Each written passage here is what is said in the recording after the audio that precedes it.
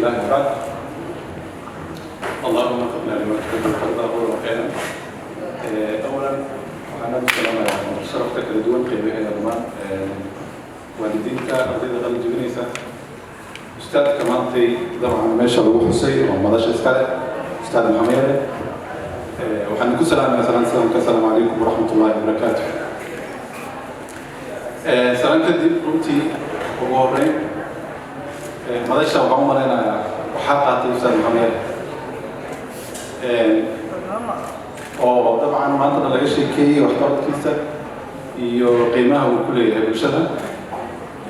anagana aadan maaragtay u taakiidinayna arrintaas ardayda uu wax soo baray waxaan dhihi lahaa ustaadka wuxuu mudan yahay in keligiis xaflad gooni ah loo dhigo oo maaragtay soo waxqabadkiisa dabcan ardayda maanta qalin jebinaysa dhiirigelin uma baahno waxaa dhiirigelin ugu filan maanta wuxuu meeshaan laga sheegay in mirihii macalinka uu soo saaray qof kastoo meesha soo istaagay uu mansab weyn uu ka hayo dabcan dalka waxay idin tahay dhiirigelin waxay dhiirigelin u tahay ardayda kale oo u baahan inay yimaadaan taleex professional college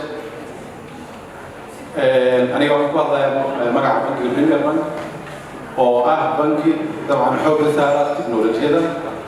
adeegyada bankiga uu bixiyo waxay u badan yihiin adeegyada la xiriira teknolojiga waxaan dhihi karaa waxaan nahay saaxiib dhow taleex professional college waxaan ballan qaadayaa dabcan anoo ku hadlayo magaca bankiga inaan garabka waxaa la taagannahay inaan si buuxda u garab taagannahay taleex professional college oo ah aan dhihi karno meel shaqo weyn ardayda soomaaliyeed u hayso waaye iyo guud ahaan dalka waxaan diyaar u nahay inaan qayb ka noqono sidoo kale foundationka cusub haddii ahaan lahayd inaan macallimiin ahaan maadaama bankiga uu leeyahay shaqaalo badan oo xirfad leh oo dalka macallimiin u badan qof kastoo maana dalka maanta ka shaqeeyo oo shaqaale ah uu soo maray xirfadda macallinimada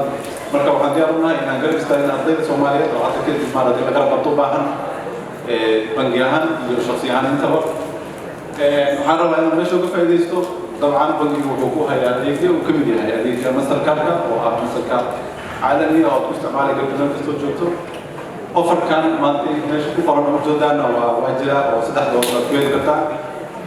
dabcan tiimkeena sales oo helinkan way joogaan meesha qof kastoo meesha jooga waxaan ugu bishaareynayna inuu mastercardkaas oo meesha jooga maanta dalba karo account hadduu nagu leeyahay hadduusan nagu lahayna maanta waan furayna sidoo kale waxaan rabaa inaan fursada ugu faa'iidaysto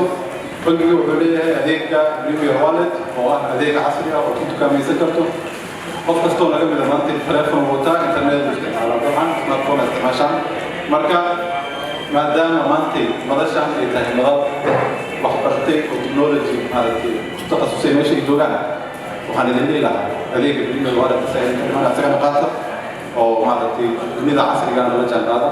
mar kale ustaad maxamed yare iyo ardaydiisa maanta kala jebinayso madasha iskale waxaan idin leeyahay hambalyo garabkiina allaha galo anagana waa idin garab taagana assalaamu calaykum waraxmatullah